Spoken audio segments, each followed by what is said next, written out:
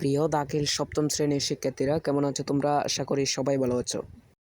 তো শিক্ষার্থীরা, তোমরা আমি তোমাদেরকে অনেক দিন ধরে কোনো সাজেশন ভিডিও দিতে পারি নাই, তার কারণে আমি দুঃখিত।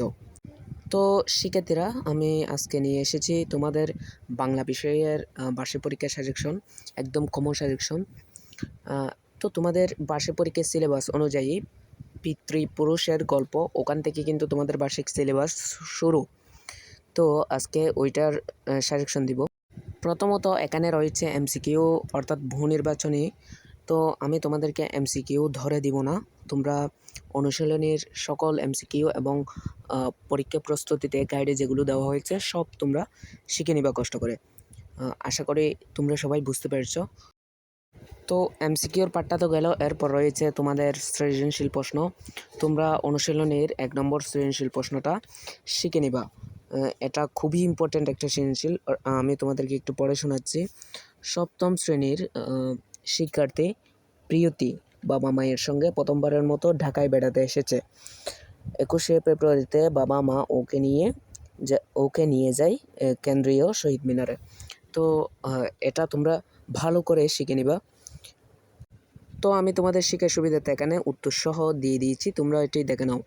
সেক্ষেত্রে মনে রাখবা, আমি তোমাদেরকে এখন যেগুলো দিচ্ছি সাজেশন আকারে সবই কিন্তু বার্ষিক পরীক্ষায় চলে আসবে ইনশাল্লাহ।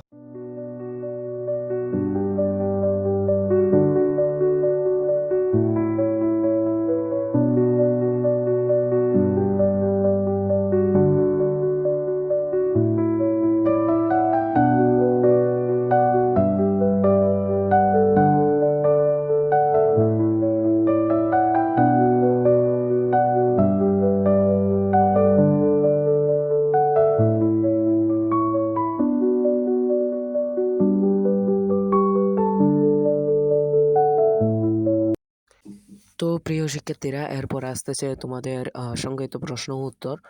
সংক্ষিপ্ত প্রশ্নের মধ্যে আমি যেগুলো তোমাদেরকে ধরে দিব ওইগুলো শিখে নিবা এবং ওইগুলো আসবে ইনশাল্লাহ। তো সংক্ষিপ্ত প্রশ্নের মধ্যে প্রথমত ইম্পর্ট্যান্ট হচ্ছে 1 নম্বর, অর্থাৎ অন্তুর মামা মিটিং মিছিল করতো কেন? এটা খুব ভেরি একটা ইম্পর্ট্যান্ট কোয়েশ্চেন। তো তোমরা এটি শিখে নিবা, আমি তোমাদের শেখার সুবিধার্থে উত্তর সহ এখানে দিয়ে দিয়েছি। তো সংক্ষিপ্ত প্রশ্ন তোমাদের আরেকটা শিখতে হবে কষ্ট করে, সেটা হচ্ছে 3 নম্বর, অর্থাৎ কাজল মামা অন্তকে 21শে ফেব্রুয়ারির শহীদের সম্পর্কে কি বলেছিলেন? সো এটাও একটা মোস্ট ইম্পর্ট্যান্ট একটা কোয়েশ্চেন, তো তোমরা এটাও শিখে নিবা। আশা করি তোমরা সবাই বুঝতে পেরেছ। তো আমি এটাও উত্তর সহ তোমাদেরকে দিয়ে দিচ্ছি, তোমরা ভালো করে শিখে নিবা। শিক্ষার্থীরা, তোমাদের অনুশীলনী থেকে আরও একটা সংক্ষিপ্ত প্রশ্ন শিখতে হবে, সেটা হচ্ছে প্রশ্ন নম্বর 4। এই 4 নম্বর প্রশ্নটা আমি যে আগের দুইটা ধরে দিয়েছি, অর্থাৎ 1 ও 3, ওই দুইটার চেয়েও বেশি ইম্পর্ট্যান্ট প্রশ্ন। তো তোমরা এটা একটু ভালো করে শিখে নিবা। তো আমি তোমাদের জন্য এখানে উত্তর সহ দিয়ে দিয়েছি, তোমরা এটি দেখে নাও।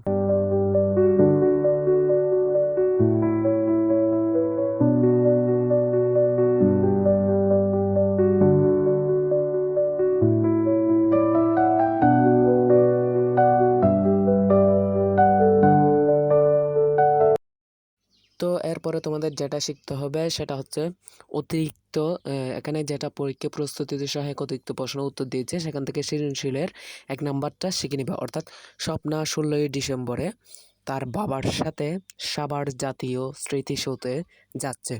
তো এটা তোমরা সবাই শিখে নিবা, আমি এখানে তোমাদের শেখার সুবিধার্থে উত্তর সহ দিয়ে দিয়েছি, তো তোমরা এটি দেখে নিতে পারো। শিক্ষার্থীরা মনে রাখবা, আমি যেগুলো দিচ্ছি ওগুলোই কিন্তু বার্ষিক পরীক্ষার মধ্যে চলে আসবে ইনশাল্লাহ। তো আমি তোমাদেরকে আগে থেকেই দিয়ে দিচ্ছি, যাতে তোমরা সব কিছু প্রস্তুতি নিয়ে থাকতে পারো এবং সব কিছু শিখে ফেলতে পারো। তো এরপরে যে সৃজনশীলটা তোমাদের শিখতে হবে সেটা হচ্ছে 2 নম্বর, অর্থাৎ 1971 সালে মুক্তিযুদ্ধে ছাত্র, শিক্ষক, কৃষক, শ্রমিক, সর্বস্তরের মানুষ পাক সেনাদের অত্যাচারের বিরুদ্ধে ঝাঁপিয়ে পড়েছিল। তো এটা খুব বেশি ইম্পর্ট্যান্ট, 99% বলা যায়। তো তোমরা এটাও শিখে নিবা, আমি তোমাদের শেখার সুবিধার্থে এখানে উত্তর সহ দিয়ে দিয়েছি।